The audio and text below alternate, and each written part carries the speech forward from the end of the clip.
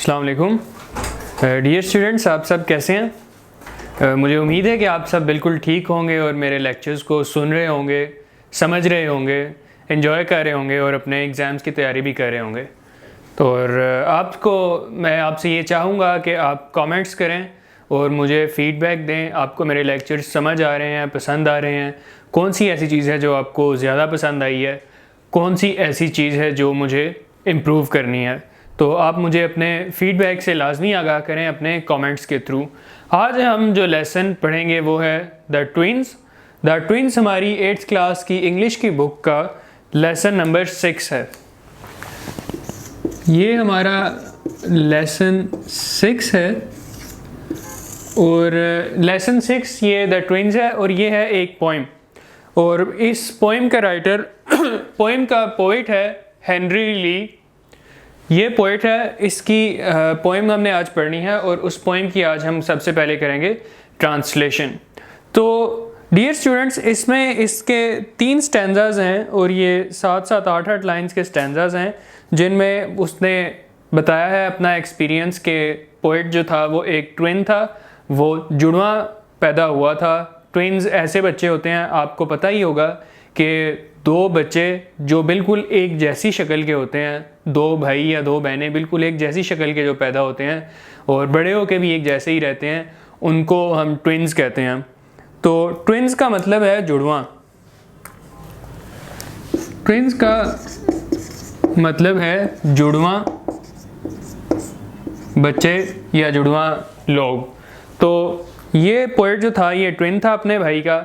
ये हमें अब पोइम में बताता है कि मैं जब पैदा हुआ तो I grew so like my brother, I was identical to my brother. Identical का मतलब होता है एक जैसा। आइडेंटिकल उस तरह लफ्ज़ इसने यूज़ नहीं किया, लेकिन हम जब क्वेश्चन आंसर करेंगे और बाद में आगे जाके एक्सरसाइज में इस वर्ड को यूज़ करेंगे। आइडेंटिकल का मतलब होता है एक जैसा। इसको हू बहू भी कहते हैं उर्दू में, कि बिल्कुल एक जैसी जब 2 चीज़ें हों उसे आइडेंटिकल कहते हैं। तो वो कहता है कि इन फॉर्म एंड फीचर।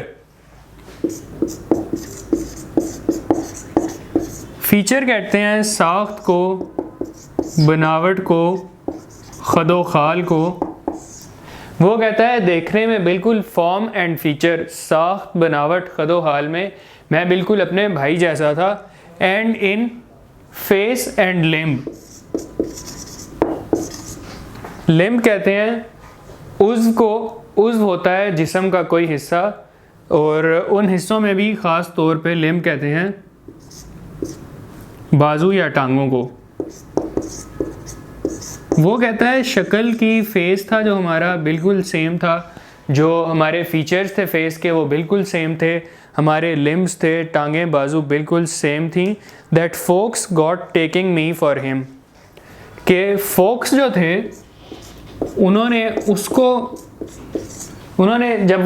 उससे बात करनी होती थी उसे लगता था मैं हूँ, जब मेरे से बात करनी होती थी लगता था वो है। किसको लगता था? फोक्स को। फोक्स लफ्ज़ है, इसका मतलब है लोग। फोक्स यूज़ होता है पीपल के जगह पे इस्तेमाल होता है। पीपल और फोक्स बिल्कुल एक जैसा लफ्ज़ है। तो वो कहता है it puzzled all our kith and kin. Puzzle का मतलब है परेशान करना, परेशान होना। पजल का मतलब डियर स्टूडेंट्स है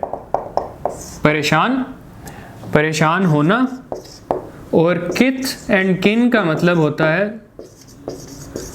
अजीज़, दोस्त या रिश्तेदार। अजीज़ सबसे ज़्यादा इसके लिए मुनासिब लफ्ज़ है, दोस्त और रिश्तेदार दोनों उसमें शामिल हो जाते हैं। तो ये लफ्ज़ जो है किथ एंड किन है। उसके बाद वो कहता है it reached A fearful pitch. Fearful का मतलब तो आपको पता है खौफनाक होता है, और पिच का मतलब होता है हद। तो वो कहता है ये खतरनाक हद तक मामला पहुंच गया। पिच का मतलब है किसी चीज़ की हद, ठीक है। उसके बाद जो दूसरा स्टैंजा है उसमें वो बताता है कि एक दिन ऐसा हुआ कि हमें गुस्ल देना था, हमें नहलाना था नर्स ने। तो नर्स जब नहला रही थी तो उसने हम दोनों को एक दूसरे के साथ मिक्स कर दिया, हम दोनों एक दूसरे के अंदर घुल मिल गए, फ़र्क हमें वाज़े नहीं था।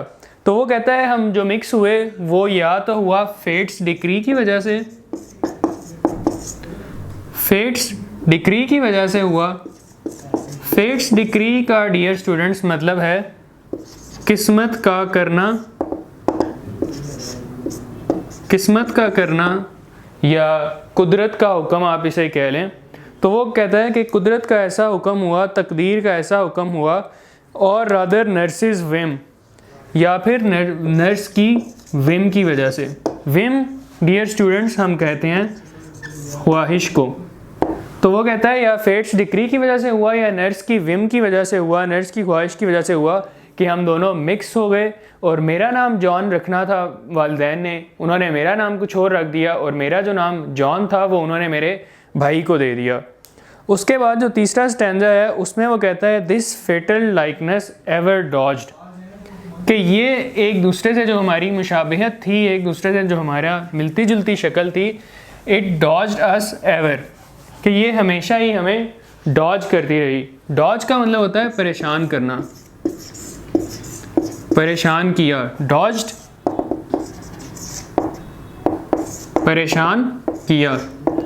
वो कहता है कि इसने हमें हमेशा ही परेशान किया एक दूसरे से हमारी मुशाहिबत ने। And I was always getting flogged. Flog का मतलब होता है मार पड़ना, छड़ी से मारना। तो वो कहता है कि हमेशा हम परेशानी का हमें सामना करना पड़ा कि वी वर फ्लॉग्ड, हमें छड़ी से मारा जाता था। कि फॉर जॉन टर्नड आउट ए फूल, कभी जॉन से कोई गलती हो जाती, गलती मेरे भाई जॉन से होती थी और मार मुझे पड़ जाती थी, डंडे मुझे खाने पड़ जाते थे, भेद से छड़ियाँ मुझे पड़ जाती थी, क्योंकि हम दोनों एक जैसे लगते थे। तो फिर उसके एंड पे वो सवाल करता है, वो कहता है जो ये पोइम पढ़ रहे हैं मैं सबसे सवाल करता हूँ कि अगर आप मेरी जगह होते तो आप क्या करते।